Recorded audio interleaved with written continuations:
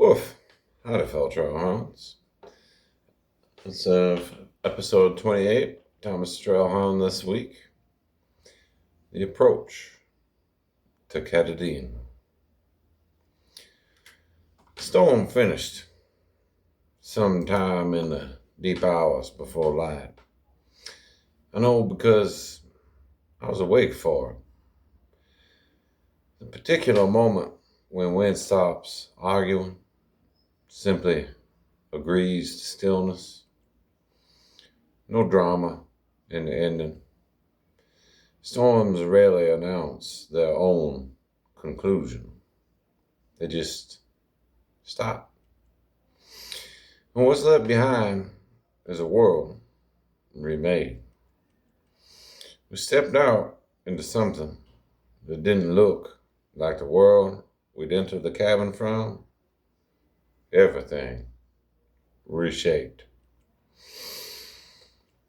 The trail gone, not hidden, erased, folding into a single, unbroken plane or white that ran from the cabin door to wherever the mountain began. The sky had cleared to a pale and exhausted blue, the color of something that has worked hard and is resting now, spent but satisfied. The old man stood in the doorway a long moment, taking the measure of what we'd have to cross. I went first. This requires no explanation to anyone who has known a dog who needed to verify the world with his own feet before trusting anyone else's account of it. I stepped down off the threshold, and the snow did not hold me. I want to describe this honestly. There was no transition, no settling, no warning give beneath my paws. The world that looked solid simply wasn't.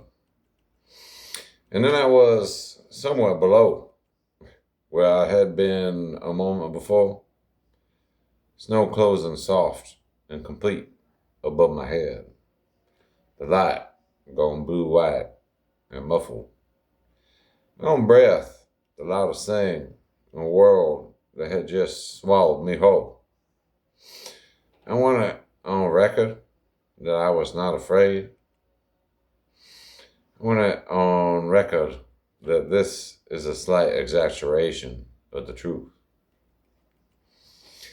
His hand found me almost immediately, reaching down into the snow the way you reach for something you trust will still be there. And it was. He lifted me out by the harness, snow falling off in sheets, and held me up to the pale sky for a moment. The way you hold up something you're checking for damage. I confirmed, entirely undamaged. Mildly affronted, significantly snow-covered. He laughed. The chest laugh, the real one, set me down on the packed step of the cabin threshold where the ground still believed in itself. Sorry, old friend. He was already moving toward the gear stacked inside the door. You'll have to ride in tow the rest of the way up. I want to be clear about something. This was not surrender. I had tested the snow with my own body, the way I have tested every condition on this entire road. The ice on the balls, the mud after the storms, the questionable footing near every creek crossing since Georgia. And the data had returned conclusively. I do not argue with conclusive data. I am, wherever else I may be, a creature of honest accounting. The snow had made its case. I accepted the verdict. The sled appeared from wherever sleds live when they're not needed, low, wide, built for exactly this.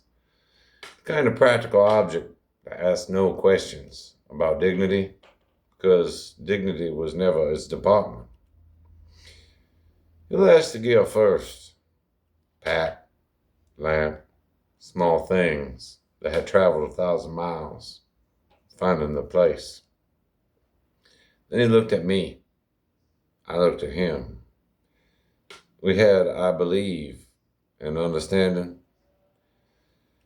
This is not defeat. This is conveyance. There is an old word for what I became in that moment. I've heard the old man use it once, talking to himself, the way he does in the long, quiet miles. Chariot. I do not know the full history of the word. I know only that it sounded right for what I had become. Not cargo, not burden. Something to carry, because carrying was the wiser choice and wisdom. At this altitude, in this snow, mattered more than pride. I settled in. The rope went taut. We moved. The world we entered had no comparison in anything the trail had shown us before.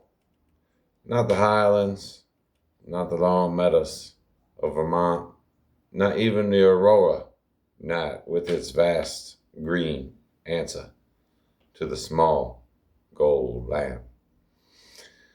This was different. This was quiet in a way that had weight. The snow lay deep and unbroken in every direction. No tracks, no marks, no evidence that anything living had passed this way, and longer than either of us could account for.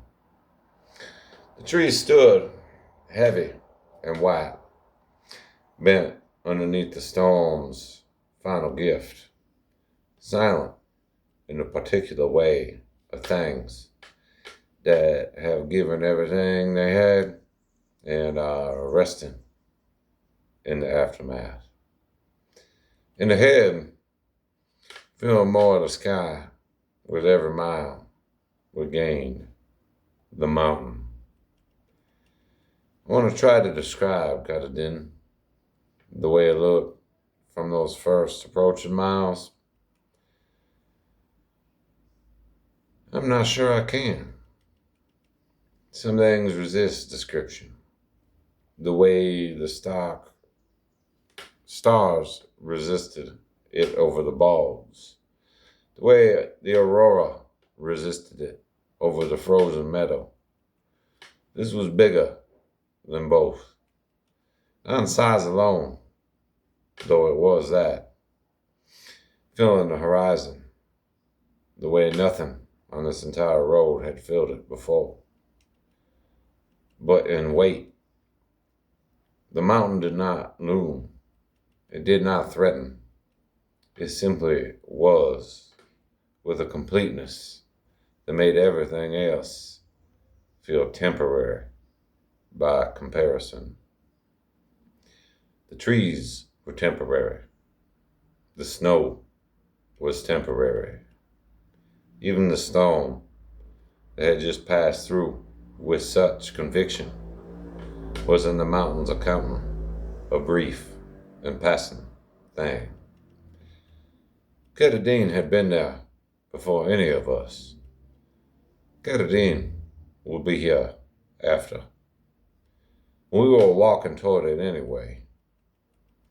The old man broke trail with the particular rhythm of a man who has done the math on his own body and is spending it correctly.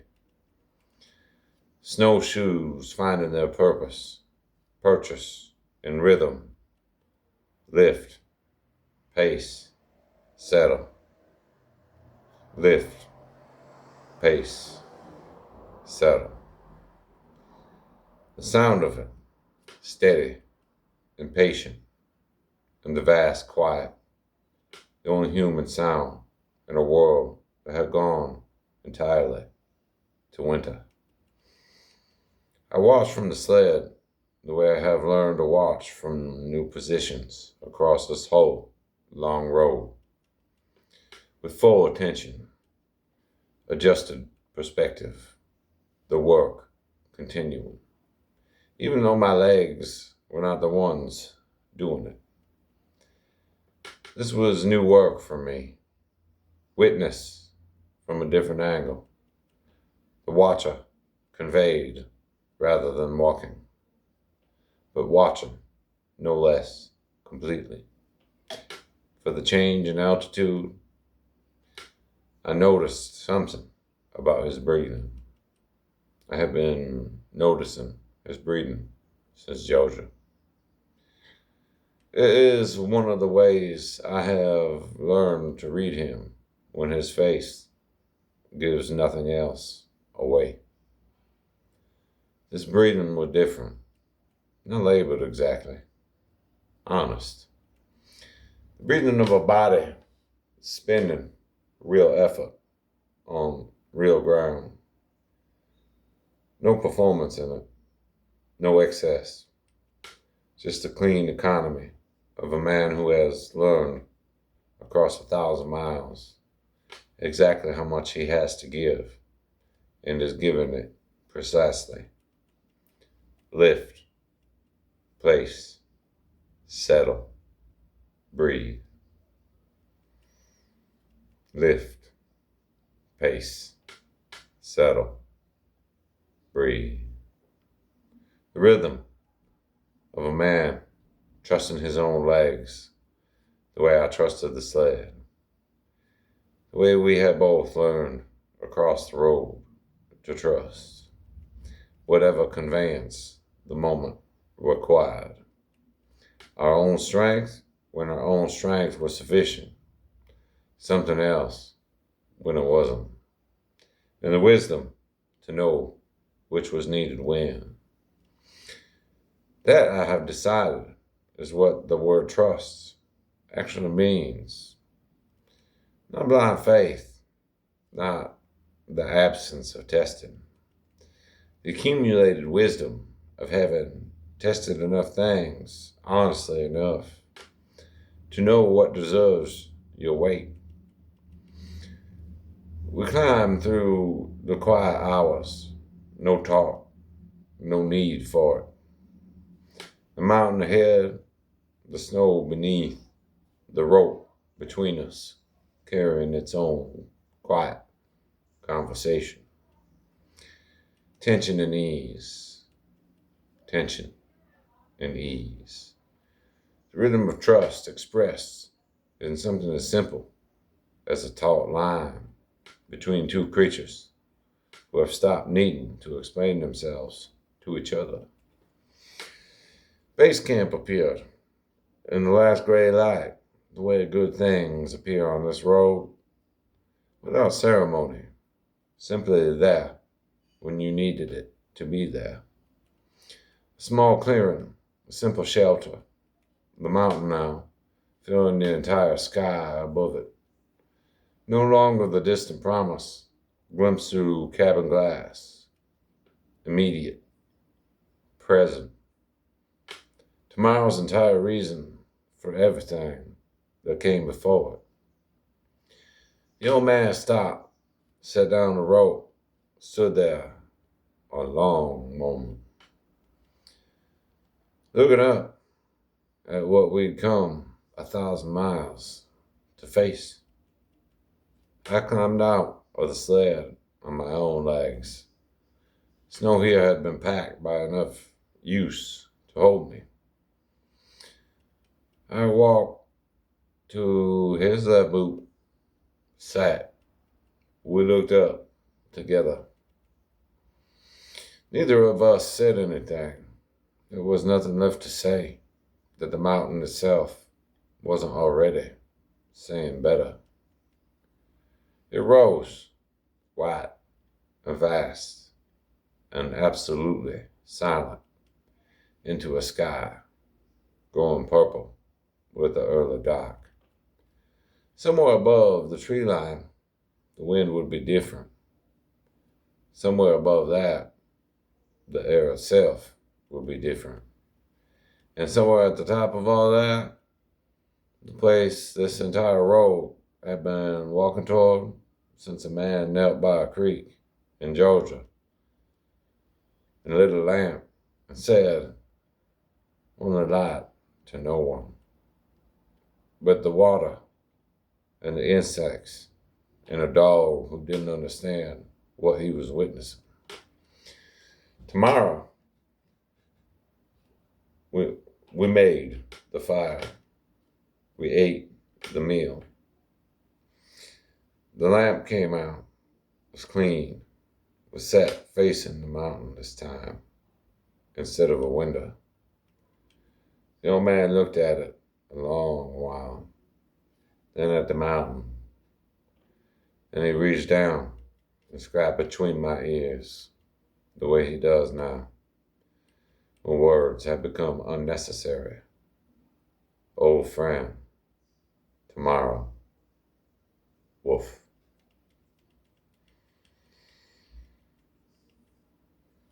Diogenes Trailside Reflection. Trust is not the absence of testing. I want to say that plainly, because the word gets used carelessly. People speak of trust as if it were a leap, eyes closed, faith alone, no verification required or wanted. That is not trust. That is recklessness wearing trust clothing. Real trust is built the way everything real gets built. Slowly. Through accumulated evidence. Through testing. Know yourself before you accept it. Someone else's account of it. Through learning, mile after mile, exactly what deserves your weight and what doesn't. Hound in the story did not climb onto the sled because he stopped trusting himself. He climbed onto it because he had tested the ground with his own body, and the ground had given him its honest answer. It's wisdom, not surrender.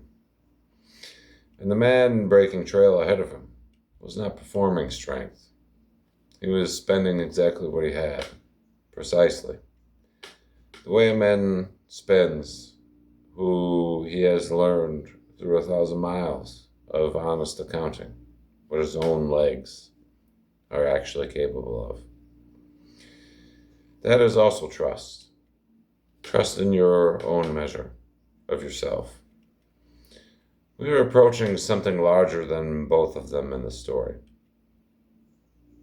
Episode 29 asked the largest question yet. But tonight, they tested what needed testing, trusted what had earned trust, and made camp in the shadow of the thing they came so far to face.